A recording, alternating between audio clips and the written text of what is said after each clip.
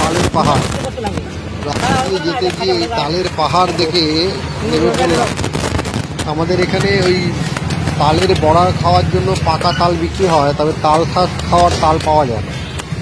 ওই তাল শাঁস বিক্রি হচ্ছে দেখে আর দেরি না করে বাইক থেকে নেমে তাল শাঁস কিনে নিলাম। এখানে গোটা তাল আর আলাদা করে তাল শাঁস দুটোই বিক্রি হচ্ছিল, তো আমি দেখে তাল শাঁস বের করে কিনলাম।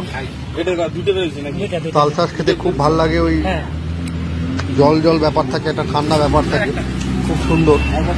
তো আমাদের উত্তরবঙ্গে তাল শাঁস খুব একটা বিক্রি হয় না। উত্তরবঙ্গ মানে আলিপুরদুয়ার, কুচবিহার সহ এইসব আশেপাশের এলাকায়, মালদার দিকে পাওয়া যায়, দক্ষিণবঙ্গে প্রচুর পাওয়া যায়। তো গরমকালে তাল শাঁস খেতে খুব বেশ ভালো লাগে।